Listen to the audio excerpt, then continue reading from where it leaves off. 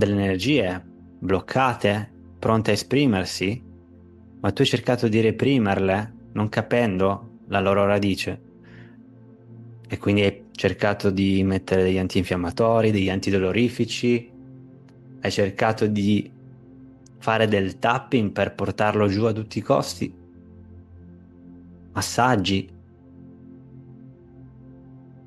hai cercato di fare affermazioni dicendoti che sei al sicuro, ma dentro di te non ti sentivi al sicuro. Stai di nuovo controllando.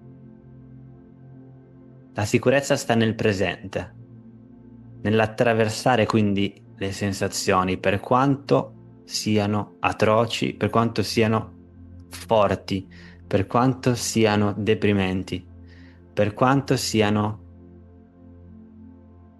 impaurite. Ora puoi leggermente tornare al momento presente, riapri gli occhi.